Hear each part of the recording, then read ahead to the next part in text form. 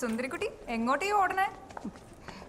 അമ്മാ ആയിരുന്നോ? ബില്ല് എവിടെ ഇരുന്ന മോളെ? എവിടെ ഇരുന്നെന്ന് അവനോട് വെക്കണം. അവന്റെ കയ്യിൽ ഒട്ടിയിരിക്കണില്ലായിരുന്ന. എനിക്കറിയാൻ പാടില്ല അച്ഛമ്മേ. ഒറ്റ ദിവസം കൊണ്ട് എന്തുമാത്രം തീറ്റിട്ടെന്നറിയോ? എന്നമ്മേ തീരുന്ന പ്രശ്നമല്ല. ഇപ്പൊ ആ വീട് കിടക്കണ കോലം കണ്ടുണ്ടല്ലോ, അതൊന്ന് ശരിയാക്കി എടുക്കണമെങ്കിൽ അമ്മയുടെ കുടുംബശ്രീ വീട്ടിലെ മൊത്തം ആൾക്കാരും കൂടെ ഒരു തെച്ച് പണിയെടുക്കണം. അത് കുഴപ്പമില്ല, കിട്ടിയല്ല. അമ്മേ ഞാൻ ഒരു കാര്യം ചെയ്യാം. ഒരു 9:30 ആകുമ്പോഴത്തേക്ക് ഞാൻ കടയിലോട്ട് പോവാം. അവിടെ അവര് ക്യാഷ് ചെക്ക് ആയിരിക്കും തരണേ. അങ്ങനെയാണെങ്കിൽ നേരെ ബാങ്കിൽ കൊണ്ടുപോയിട്ട് അവിടുന്ന് പൈസ മേടിച്ചോണ്ട് വരാലോ. അതെ അതെ, ഇവിടെ കണ്ടോ കുപ്പിയിൽ നിന്ന് ഇറങ്ങിയ ബൂത്തിനെ പോലെ ഫുൾ ടൈം ബില്ല് വന്നോണ്ടിരിക്കണം. കൊടുക്കാൻ നോക്കും മോളെ. നമ്മ അയച്ചോ, ഞാൻ ഇറങ്ങും അമ്മേ. ആ ശരി. അമ്മേ, ഈ 50 കോടിയിൽ എത്ര പൂജ ഉണ്ടാവും? ആ ഞാനിനി നോക്കിയിട്ടില്ല. ആർക്കറിയടാ അതൊക്കെ.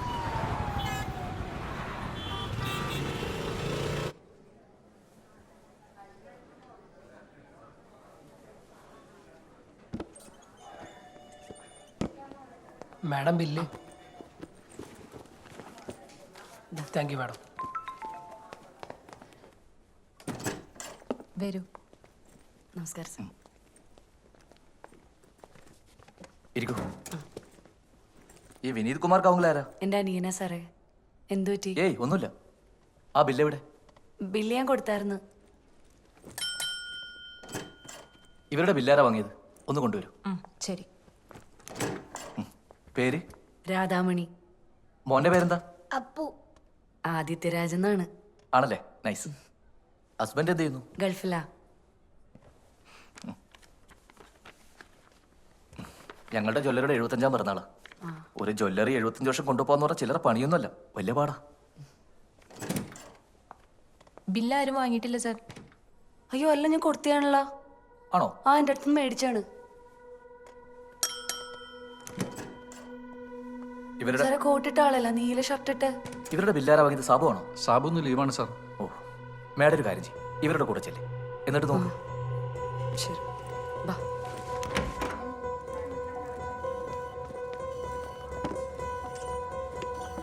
ഒരു മാഡം.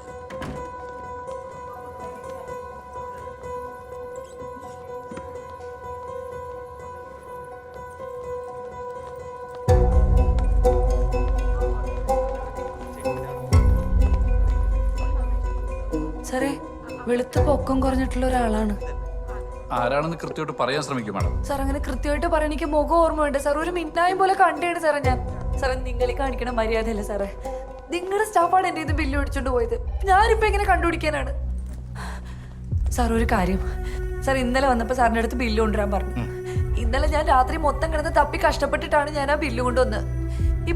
ഇപ്പൊ എന്നോട് തന്നെ ബില്ല് കണ്ടുപിടിക്കാൻ പറഞ്ഞാൽ നിങ്ങളുടെ സ്റ്റാഫാണ് സാർ ഇത് മേടിച്ചോണ്ട് പോയത്. ഞാൻ എവിടെ പോയി തപ്പി പിടിക്കാനാണ്? സാറേ ഇവിടെ മൊത്തം ക്യാമറയാണ്. സാറേലും നോക്കായാലും നോക്കി കണ്ടുപിടിക്കാൻ പറ്റില്ല. എന്റെ ഒരാൾ സത്യമായിട്ട് ബില്ല് മേടിച്ചോണ്ട് പോയതാണ് സാർ. ഹലോ മേഡം, നിങ്ങൾ ആരോടെ നാടകം കളിക്കുന്നത്? നാടകോ? 75 ക്രെഡിബിൾ ഇയേഴ്സ് ചെറിയ കാര്യമല്ല. പിന്നെ ഇതിനു മുമ്പ് ഇതുപോലെ പല ആൾക്കാർ വന്ന് പല നാടകങ്ങൾ ഇവിടെ കളിച്ചിട്ടുണ്ട്. ഒന്നും സംഭവിച്ചിട്ടില്ല. നിങ്ങൾ ആരോട് ടൂളാണോ അവരോട് ചെന്ന് പറയുക. Don't play with us. മനസ്സിലായോ? സാർ ഇപ്പൊ ഞാൻ കുറ്റക്കാരിയായി സാറേ.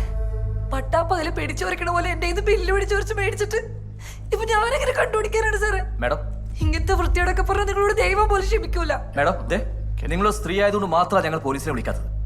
നിങ്ങൾ ഇവിടെ നിന്ന് ഒന്നും വാങ്ങിയിട്ടില്ല. അഥവാ വാങ്ങിയതാണെങ്കിൽ നിങ്ങൾ ബില്ല് കൊണ്ടുപോ. വെറുതെ കിടന്ന് നാളെ വെറുതെ ബഹളം വെക്കണ്ട. മനസ്സിലായല്ലോ? വരൂ മാഡം, വരൂ മാഡം. അവര് ബില്ല് മേടിച്ചോണ്ട് പോയി. ഒന്നുമില്ല സാർ, കണ്ടാ കുടുംബത്തിൽ പറഞ്ഞ പെണ്ണാന്ന് തോന്നുന്നു. പക്ഷെ തട്ടിപ്പാ.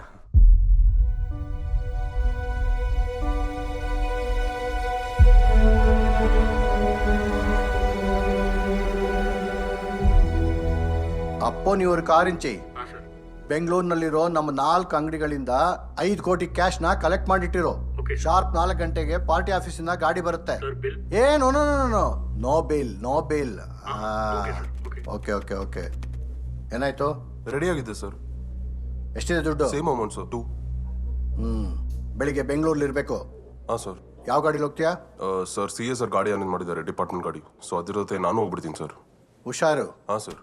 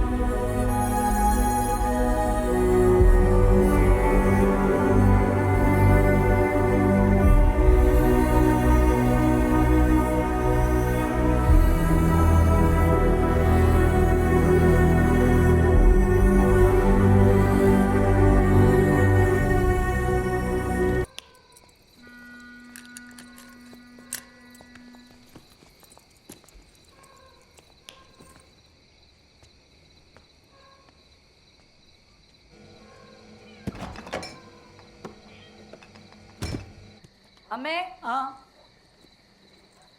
അമ്മ ഞാൻ ആശുപത്രിയിലേക്ക് പോണേണേ. ഞാൻ ചെന്നിട്ട് വേണം വിനീതിന് തിരിച്ച് വീട്ടിലേക്ക് പോവാൻ. എന്നാലും നിങ്ങൾ കഥയടച്ച് കിടന്നു. മോളെ നേരെ ഒരുപാട് വൈകി. ആ വിനീതനെ ഇങ്ങോട്ട് വിളിച്ചിട്ട് അവൻ്റെ കൂടെ പോയാൽ പോരായിരുന്നാ? രാത്രിയാകുമ്പോൾ എൻ്റെ പേടിയൊക്കെ പോയി അമ്മ. അമ്മ ഇവിടുന്ന് ഉറങ്ങിക്കോ. ശരി. വാ മോനെ.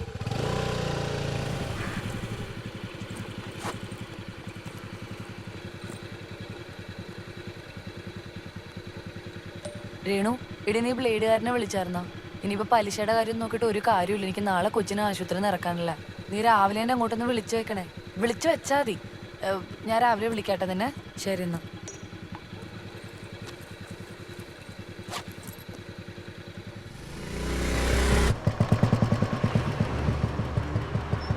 സർ എന്താ കാര്യങ്ങൾ?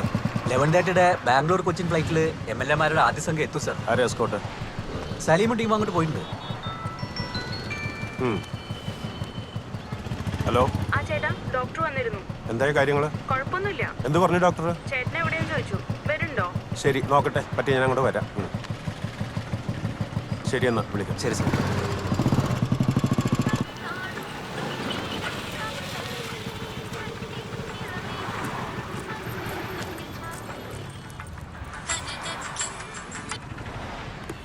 ഹലോ.